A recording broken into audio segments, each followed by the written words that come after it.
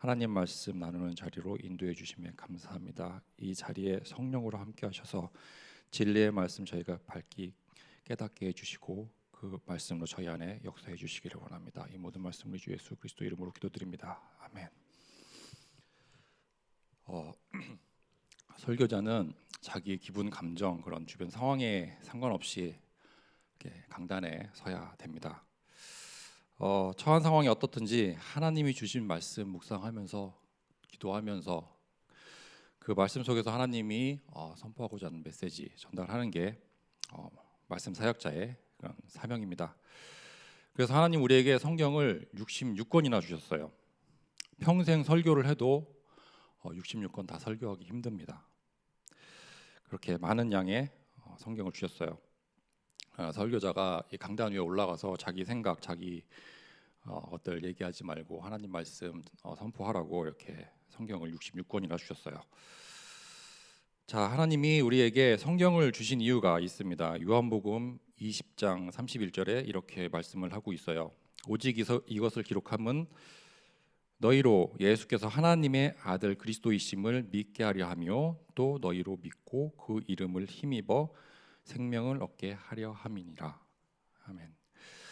하나님이 성경 말씀을 기록하게 하시고 우리에게 전달해 주신 이유가 예수 그리스도를 믿고 영원한 생명을 얻게 하시는 것입니다. 자, 우리가 매일 밥을 먹고 영육이 강건해지는 것과 마찬가지로 우리가 매일 하나님의 말씀을 먹어야 믿음이 자라고 우리의 생명이 자라게 됩니다. 성숙한 신앙인이 되기 위해서는 우리는 말씀을 먹어야 합니다. 그렇지 않으면 어린아이의 수준으로 계속 머물게 됩니다. 그래서 육신의 것, 세상적인 것 갈망하고 불신자처럼 살다가 그렇게 생을 마감하게 됩니다. 그래서 오늘 본문 말씀을 보면 하나님이 우리에게 기뻐하지 말고 염려하라고 그렇게 말씀을 주십니다. 상황이 기쁘지 않고 앞으로 어떻게 될지 계속 염려가 이제 쌓이고 그렇게 상황이 좋지 않지만 하나님이 기뻐하고 염려하라고 지금 말씀으로 주고 계십니다. 자, 그리하면 하나님이 평강을 주신다고 약속을 하고 계십니다. 상황이 좋지 않고 걱정만 앞서는 그런 상황에서도 기도하면 하나님이 평강을 주신다고 약속을 하고 계십니다. 그리고 왜 그 평강을 주시는지 우리는 이유는 알 수가 없어요. 하지만 하나님이 그렇게 말씀을 하세요. 그 7절에 보면 이렇게 되어 있죠. 모든 지각에 뛰어난 하나님의 평강이라고 이렇게 되어 있습니다. 하나님은 전지전능하신 분이에요. 그러니까 모든 지각에 뛰어난 게 당연하잖아요. 그런데 왜 굳이 이렇게 써놨을까요? 이렇게 번역이 조금 어색하게 되어 있어요. 그래서 원 뜻에 맞게 번역을 하게 되면은 모든 지각을 뛰어넘는 하나님의 평강이 됩니다. 그러니까 인간의 모든 지각과 이해를 뛰어넘는 하나님의 평강이 우리에게 임하게 된다는 말씀이에요. 그러니까 인간의 모든 지각과 이해를 뛰어넘는 하나님의 평강, 하나님이 주시는 그런 평강이 우리 생각과 마음을 지켜 주십니다. 우리는 이해할 수 없지만 그런 힘든 일이 있을 때 감사하고 기도하고 기뻐하려고 그렇게 애를 쓰면 하나님이 우리 마음에 평강을 주신다고 하십니다. 어떤 상황 속에서도 감사하고 기도하고 기뻐하는 일이 쉽지 않으니까 하나님이 이렇게 명령으로 주시는 거예요. 자연스럽게 되어지는 것이면 하나님의 명령으로 주실 필요가 없겠죠. 안 되어지니까 자꾸만 하나님이 이렇게 명령을 주시는 겁니다. 정말 우리 머리로는 이해가 안 되지만 이 새벽 시간에 하나님 말씀 묵상하면서 기도하다가 하나님이 주시는 평강이 여기 있는 모두에게 임하기를 축원드립니다. 자, 우리의 지각을 뛰어넘는 하나님의 그 평강이 우리의 생각과 마음을 지켜 주시기를 소망합니다. 자, 우리가 지금 빌립보서를 보고 있고요. 빌립보서는 빌립보 교회에 바울이 보내는 서신입니다. 편지입니다. 우리가 사도행전을 보면 여러 교회들이 나옵니다. 바울이 전도를 해서 세워진 교회가 여럿이 있어요. 그 중에 하나가 이제 빌립보 교회고, 빌립보 교회는 사도행전 16장에 이렇게 기록이 되어 있습니다. 바울이 철저하게 성령 인도를 받아서 세운 교회가 빌립보 교회예요. 그런데 이렇게 철저하게 성령 인도 받아서 세워진 교회 안에도 문제가 있었습니다. 그런 문제들에 관해서 바울이 권면을 하기 위해서 이렇게 편지를 쓰게 되었습니다. 바울은 아시아 지역, 그러니까 지금으로 치면은 소아시아, 터키 지역을 얘기하죠. 거기 전도를 하기 위해서 열심히 힘을 썼어요. 하지만 성령님이 그 길을 막아 주셨어요. 그래서 드로아에서 바울이 꿈을 꾸게 되고 그 꿈 속에서 환상을 보고 그 마게도니아 지역, 그러니까 지금 이제 유럽의 관문이죠. 빌립보로 이렇게 인도를 받게 됩니다. 이렇게 성령의 인도로 세워진 교회가 빌립보 교회입니다. 우리가 잘 알고 있듯이 이 지역에서 바울은 루디아를 회심시켰고, 그다음에 감옥 관수를 회심시키는 그런 사역을 했습니다. 그리고 그들의 가족이 모두 복음을 받고 하나님 자녀가 되는 그런 역사를 보았습니다. 그리고 또 루디아의 마음문을 열어서 복음을 받게 하셨습니다. 이 모든 것이 성령 하나님의 역사이죠. 또 바울이 귀신 들린 여종을 치유를 했습니다. 이 또한 성령 하나님의 역사입니다. 그리고 이 일로 인해서 바울이 감옥에 갇히게 되었고 그 감옥 안에서 하나님이 또 기적을 보여주셨죠. 옥에 갇힌 바울과 실라가 기도를 했고 하나님이 그 기도에 응답하셔서 기적을 일으킵니다. 지진이 일어나고 옥문이 열리고 그다음에 착고가 풀어지는 그러한 기적이 일어나게 됩니다. 자, 이 일로 인해서 간수가 구원을 받고 그 가문이 또 구원을 받게 되었습니다. 주 예수를 믿으라, 그리하면 너와 내 집이 구원을 받으리라. 사도행전 16장 31절 말씀처럼 주 예수를 믿고 간수와 그의 온 집안이 세례를 받고 하나님의 자녀가 되었습니다. 그리고 그와 온 집안이 하나님을 믿음으로 크게 기뻐하니라. 이렇게 넘치는 기쁨으로 세워진 교회가 빌립보 교회입니다. 이 모든 기적 같은 일들이 빌립보 지역에서 일어났어요. 그러니까 성령 인도를 받아서 바울이 방향을 틀고 마게도니아로 인도받게 됐고, 거기서 루디아가 제자로 세워지고, 그다음에 간수장이 또 복음을 받게 되고, 귀신 들린 여종이 또 치유를 받게 되는 그런 일들이 빌립보 지역에서 일어났습니다. 자, 이렇게 빌립보 교회가 세워졌고 바울이 이 교회에 권고를 하는 편지를 보내고 있습니다. 당시 빌립보 교회는 모델적인 교회예요. 모델적으로 성령 인도 받고 있는 그런 교회였습니다. 그래서 성령의 역사가, 생명의 역사가 증거되고 있는 그런 교회였습니다. 바울이 이 교회를 두고 기도할 때마다 감사와 기쁨이 넘친다고 그렇게 말하고 있습니다.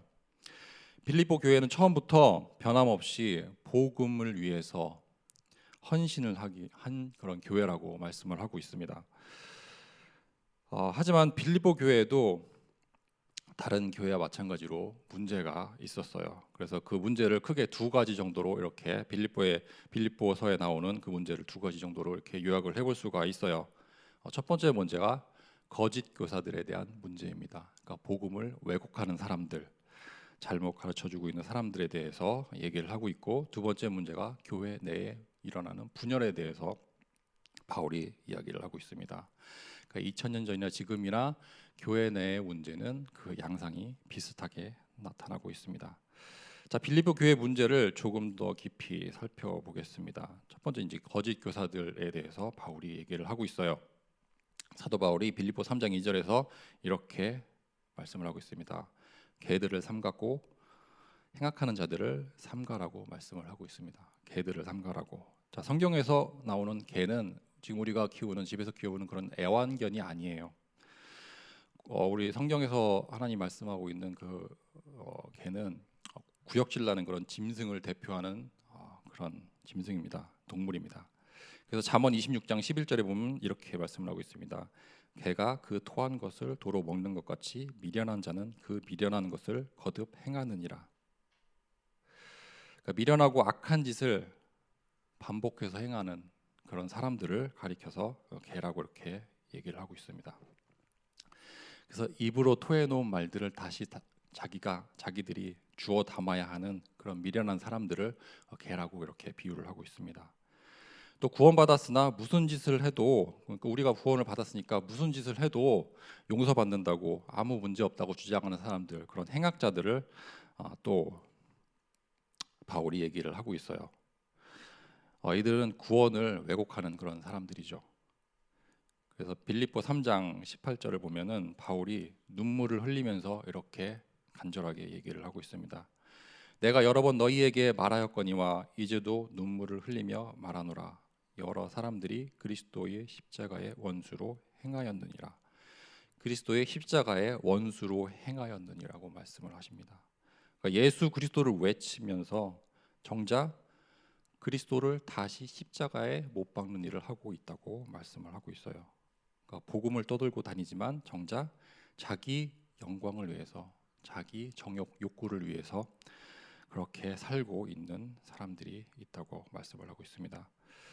그래서 19절을 보면은 그들의 마침은 멸망이요 그들의 신은 배요 그 영광은 그들의 부끄러움에 있고 땅의 일을 생각하는 자라. 이런 무리의 사람들은 스스로 높아지려고 하다가 결국 부끄러운 자리에 서게 됩니다. 육신적인 것들, 결국에 이제 사라지는 것들, 영원하지 못한 것들, 이 세상의 것들을 쫓아가다가 부끄러운 그런 결말을 맞게 된다고 말씀을 하고 있습니다. 그리고 그 끝에는 멸망이 기다리고 있습니다. 자, 이렇게 헛된 것들을 쫓지 말고 주 안에서 기뻐하라고 바울은 이렇게 여러 번 당부하고 있습니다. 주님 안에 함께하는 참된 기쁨 누리라고 바울이 이렇게 당부를 하고 있어요.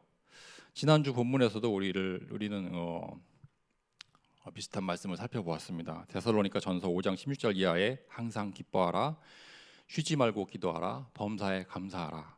이것이 그리스도 예수 안에서 너희를 향하신 하나님의 뜻이니라고 하나님이 우리에게 이미 말씀을 주셨습니다. 그리스도 예수 안에서 기뻐하고 기도하고 감사하는 것이 하나님의 뜻이라고 말씀을 하고 있습니다. 그리스도 예수를 떠나면 우리는 아무것도 아닌 존재예요. 그러니까 그리스도 예수를 떠난 삶은 그러니까 뿌리가 뽑힌 나무인 거고 물을 떠난 물고기의 인생인 것입니다. 자, 이렇게 멸망의 길로 인도하는 거짓 교사들을 피하라고 사도 바울이 당부를 하고 있습니다. 자, 그리고 이제 두 번째 문제, 빌립보 교회 안에 두 번째 문제가 교회 내 분열입니다. 그래서 4장 2절에 보면 내가 유오디아를 권하고 순두개를 권하노니 주 안에서 같은 마음을 품으라. 여기 이제 두 여인의 이름이 거론되고 있어요. 그러니까 바울과 함께 복음에 쓰임받던, 복음 운동에 쓰임받던 그런 인물이에요. 근데 어떤 이유인지 모르겠지만 두 사람이 갈라져서 이렇게 분쟁을 하고 있다고 바울이 얘기를 하고 있어요. 그래서 이름까지 거명하면서 두 여인이 화합하라고 당부를 하고 있습니다. 그래서 주 안에서 같은 마음을 품으라고 당부를 하고 있어요. 여기서 이제 여기서도 사도 바울이 주 안에서 우리가 머물러 있으라고 계속 얘기를 하고 있죠. 자, 이렇게 교회 내 거짓 교사들로 인한 그런 문제들, 그리고 교회 내 분열로 인한 그런 문제들이 있었지만 사도 바울은 우리에게 시종일관 기뻐하라고 계속 얘기하고 있습니다. 우리가 지금 읽고 있는 빌립보서는 기쁨이라는 단어로 넘쳐나는 그런 책이에요. 기쁨, 기뻐하다 이런 단어가 이 짧은 이 빌립보서 안에 17번이나 등장하게 됩니다. 그러니까 주 안에서 기뻐하라는 말을 여러 번 바울은 반복해서 하고 있습니다. 주 안에서 기뻐하라, 내가 다시 말하노니 기뻐하라. 그래서 그리스도 안에 있으면 어떤 상황 속에서도 기뻐할 수 있는 힘을 하나님이 주십니다. 바울은 주 안에서 참된 기쁨을 누렸던 증인입니다. 바울은 주 안에서 참된 기쁨을 누렸어요. 그리고 그 증인으로 서 있습니다. 지금 바울이 처한 상황을 보면은 기뻐할 수가 없는 상황이에요. 지금 이 편지를 쓰고 있는 바울의 상황을 보면은 전혀 기뻐할 수가 없는 상황이에요. 로마에 있는 감옥에 갇혀서 지금 이 편지를 쓰고 있습니다. 그때는 이제 가택연금 상황이었다고 이렇게 기록을 하고 있어요. 그러니까 자유롭게 사람들이 와서 바울을 만날 수는 있지만 바울은 그 집 밖을 벗어날 수 없는 그런 상황이었어요. 하지만 이 편지를 쓰고 나서 얼마 되지 않아서 이 바울은 순교를 하게 됩니다. 그러니까 죽음을 바로 앞에 두고 있는 상황에서 바울이 기쁨으로 편지를 쓰고 있어요. 그래서 주 안에 있으면 죽어도 기쁘다고 이렇게 바울은 고백을 하고 있는 것입니다. 그러니까 바울이 죽음 앞에서도 기뻐할 수 있었으면 우리는 기뻐하지 못할 이유가 없겠죠. 죽음조차도 주님이 주시는 그런 참된 기쁨을 막지 못했다면 어떤 문제도 우리의 기쁨을 막을 수가 없을 것입니다. 그래서 한 주간 기뻐할 상황이 아님에도 불구하고 기뻐하게 해달라고 하나님께 다들 기도하셨을 것입니다. 모든 염려를 기도 제목으로 바꾸고 감사한 마음으로 하나님께 간절히 구하셨을 것입니다. 자, 인간의 모든 지각을 뛰어넘는 하나님의 평강이 나에게 임하게 해달라고 모두 기도를 하셨을 것입니다. 그리고 감사하게도 하나님은 나의 생각, 나의 예상, 나의 기대와 상관없이 그 모든 것을 초월하는 방식으로 하나님은 우리에게 응답을 해 주십니다. 자, 이와 같이 성령도 우리의 연약함을 도우시나니 우리는 마땅히 기도할 바를 알지 못하나 오직 성령이 말할 수 없는 탄식으로 우리를 위하여 친히 간구하시느라. 로마서 8장 26절 말씀입니다. 그러니까 성령 하나님이 내 안에 계시면 내가 아무리 연약하고 부족해도 그 성령이 나를 구원하고 나를 위해서 간구해 주신다고 말씀을 하고 있습니다. 그리고 사람의 지각을 뛰어넘는 방식으로 하나님이 우리에게 응답을 해 주십니다. 모든 지각을 초월하는 하나님의 평강이 그리스도 예수 안에서 나의 생각과 마음을 지켜 주십니다. 자, 그래서 이 새벽 시간에 오늘 하나님이 주신 본문 말씀 다시 한번 읽어 보시면서 묵상하시고 기도하시면서 하나님이 여기서 주신 말씀 그대로 우리에게 역사해 달라고 그런 기도로 인도받는 시간을 갖기를 원합니다. 기도로 마무리하겠습니다. 하나님 아버지 감사합니다. 하나님 저희를 구원해 주시고 저희에게 복음을 깨닫게 해 주시고 하나님 또 교회를 섬길 수 있는 직분을 주심에 감사합니다. 하나님 저희가 기뻐할 수 없는 상황 속에서도 기뻐할 수 있도록 저희에게 힘 주시고 하나님 저희가 다른 길로 가지 않도록 저희를 꼭 붙잡아 주옵시고 하나님 저희가 끝까지 믿음을 지켜갈 수 있도록 저희를 인도해 주시기를 원합니다. 하나님 저희 이 새벽 시간에 여러 가지 기도 제목을 가지고 이 자리에 나왔습니다. 하나님 저희 기도를 들어주시고 그 기도에 응답해 주시기를 원합니다.